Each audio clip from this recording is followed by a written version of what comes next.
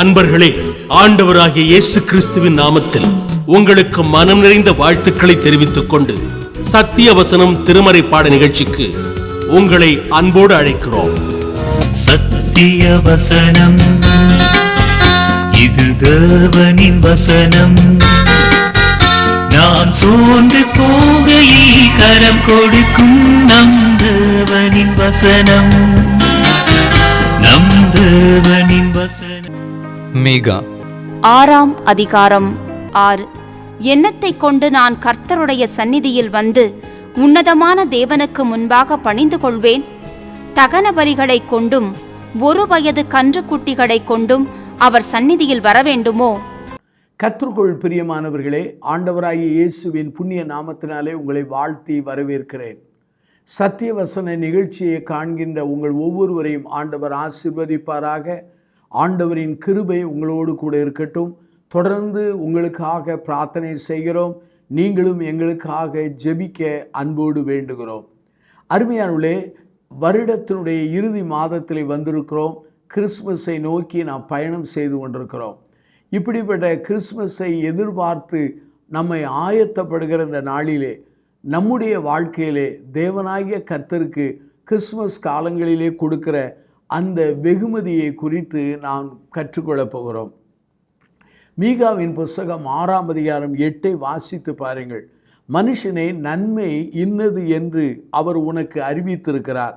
நியாயம் செய்து இரக்கத்தை சிநேகித்து உன் தேவனுக்கு முன்பாக மனத்தாழ்மையாய் நடப்பதை அல்லாமல் வேறு எண்ணத்தை கர்த்தர் உன்னிடத்தில் கேட்கிறார். அருமையானவர்களே, பழைய காலத்திலே ஒரு பழமொழி உண்டு. மதிப்பு நிறைந்த வெகுமதி என்னவென்றால் நாமே நம்மை மக்களுக்கு கொடுப்பதுதான் என்பதுதான் பழைய ஒரு பழமொழி ஆகும். இதைத்தான் ரோமர்கள் நிருபம் 12ஆம் அதிகாரம் 1 சொல்லப்பட்டிருக்கிறது. அப்படி இருக்கிற சகோதரரே, நீங்கள் உங்கள் சரீரங்களை பரிசுத்தரும் தேவனுக்கு பிரியமான ஜீவ பலியாக ஒப்பு கொடுக்க வேண்டும் என்று தேவனுடைய இரக்கங்களை முன்னிட்டு உங்களை வேண்டிக் கொள்கிறேன். இதுவே நீங்கள் செய்யத்தக்க புத்தி உள்ள ஆராதனை என்று அப்போஸ்தலனாகிய பவுல் எழுதுகிறார். கிறிஸ்மஸ் காலத்தை என்றும் லெந்து காலம் என்றும் திருச்சபை மக்கள் பிரிக்கிறார்கள். லெந்து காலத்திலே அநேகர் தங்களை தாழ்த்தி உடலை வருத்தி மனம் திரும்புவார்கள் என்று சொல்வார்கள். ஆனால் என்னை பொறுத்தவரையிலே கிறிஸ்மஸ் காலமும் அர்ப்பணம் செய்யக்கூடிய ஒரு அருமையான காலம் என்பதை நாம் மறந்துவிடக்கூடாது. அருமையானவர்களே, இந்த கிழக்கிலிருந்து வந்த அந்த அருமையான சாஸ்திரிகள் தங்களுடைய வாழ்க்கையிலே அவர்கள் தங்களுடைய ஜீவியத்திலே அவர்கள் பொன்னையும் தூப வர்க்கத்தையும் அதே வெள்ளை போளத்தையும் ஆண்டவராகிய இயேசுவுக்கு காணிக்கையாக கொடுத்து பணிந்து கொண்டார்கள். ஆனால் என் வாழ்க்கையிலே, உங்கள் வாழ்க்கையிலே இந்த கிறிஸ்மஸ் காலத்திலே தெய்வத்திற்கு, ஆண்டவருக்கு நாம் எதை கொடுக்க வேண்டும் என்று ஒரு கேள்வியை எழுப்ப வேண்டும். அநேக நாட்களிலே மிஷனரிகள் கொடுப்பார்கள், ஏழைகளுக்கு கொடுப்பார்கள். ஆனால் நாம் ஆண்டவருக்கு எவைகளை கொடுக்க வேண்டும்? மீகாவின் புஸ்தகம் 6ஆம் அதிகாரம் 6-8 வசனத்தை வாசித்து பாருங்கள். ஒருவேளை ஆண்டவருக்கு பலி செலுத்த ஆடுகளை கொடுக்கலாமா, அல்லது நம்முடைய வாழ்க்கையில எண்ணெயை கொடுக்கலாமா என்று சொல்லி பல கேள்விகளை அந்த மீகாவின் புஸ்தகம் 6ஆம் அதிகாரம் 6-8 வசனங்களை கூர்ந்து கவனித்தால் நீங்கள் கண்டுகொள்ளலாம். அருமையானவர்களே, ஆண்டவர் நம்மிடத்தில் எதை கேட்கிறார், எவைகளை கேட்கிறார்?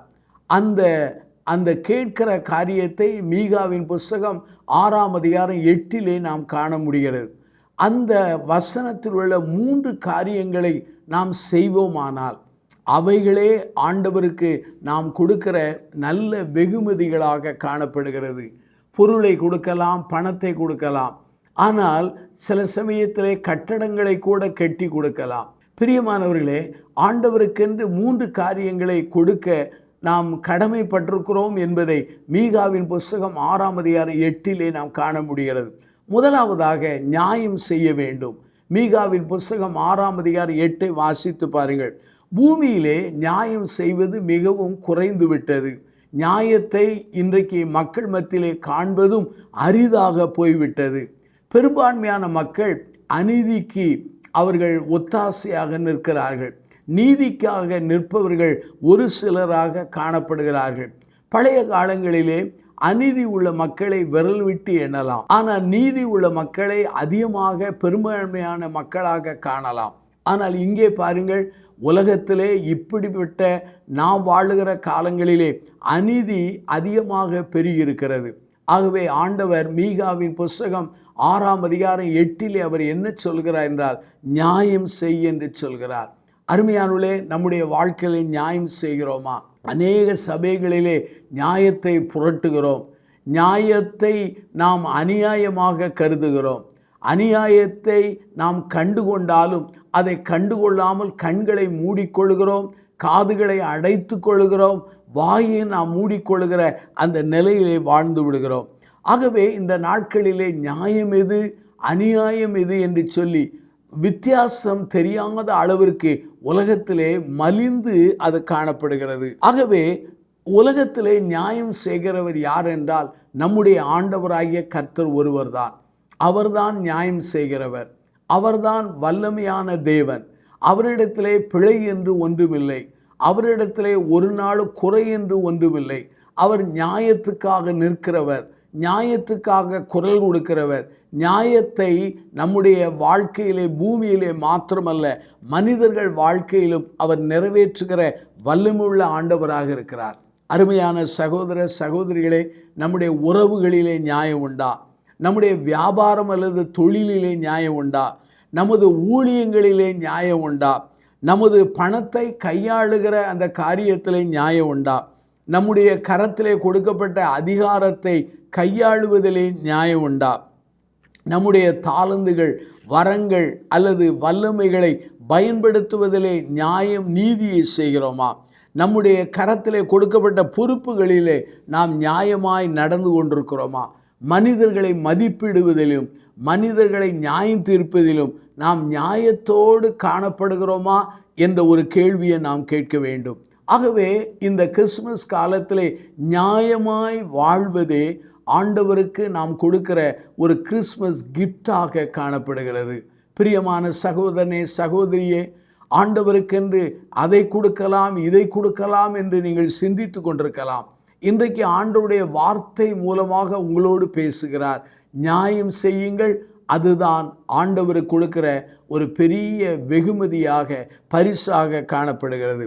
இரண்டாவதாக, அந்த மீகாவின் புஸ்தகம் 6ஆம் அதிகாரம் 8 காணப்படுகிற இரண்டாவது குறிப்பு என்ன? இரக்கத்தை சிநேகிக்க வேண்டும். இது ஆண்டவருக்கு நாம் கொடுக்கிற இரண்டாவது வெகுமதி அல்லது ஒரு பரிசாக காணப்படுகிறது. 1 கொரிந்தியர் 13ஆம் அதிகாரம் 4 வாசித்து பாருங்கள். அன்பு நீடிய சாந்தமும் தயவுள்ளது என்று சொல்லப்பட்டிருக்கிறது. ஆகவே இரக்கமானது இன்றைக்கு வர வர மக்கள் மத்தியிலே குறைந்து கொண்டே காணப்படுகிறது.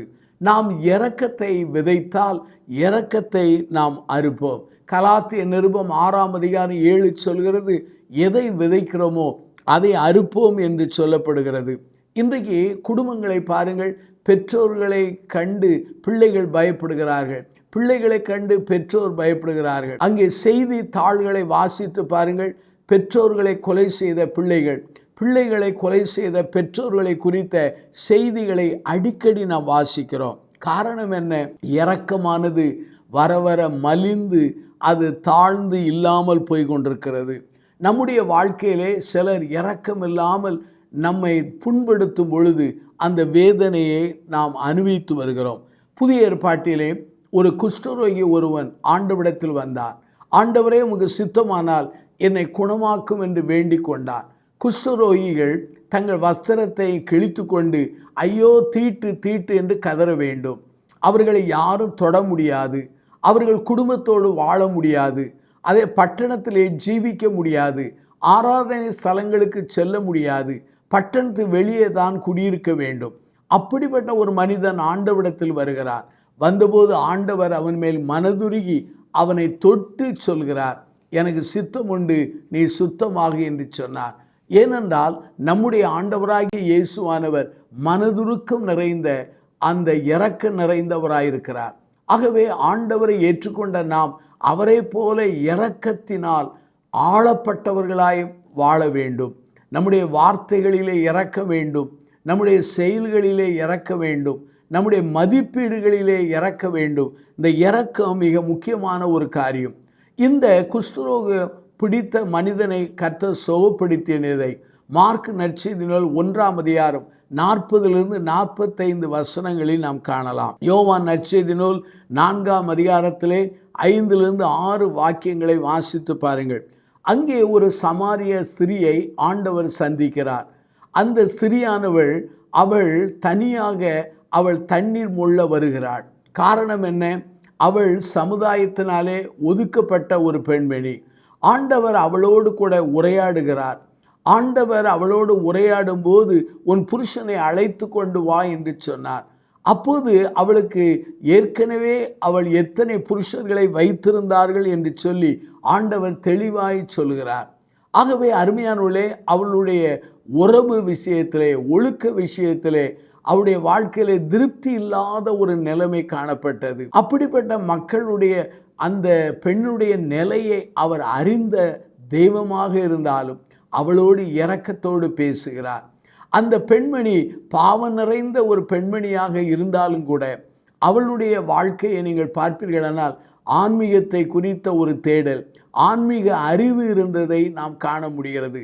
முதலாவது யூதன் என்று ஆண்டவரை அழைத்தாள், பின்பு அவரை தீர்க்கன் என்று அழைத்தார், பின்பு அவரை மேசியா என்று இரட்சகர் என்கிற பொருளிலே அழைத்தாள். அருமையான என் சகோதர சகோதரிகளே, இந்த அருமையான சமாரிய பெண்ணிடத்திலே ஆண்டவர் இரக்கம் பாராட்டி அவளோடு பேசியதின் விளைவு என்ன தெரியுமா? அந்த பெண்ணும் ஆண்டவரை அறிந்து கொண்டாள். அவள் மூலமாக இந்த முழு கிராமமும் ஆண்டவரை அறியக்கூடிய வாய்ப்பு கிடைத்தது.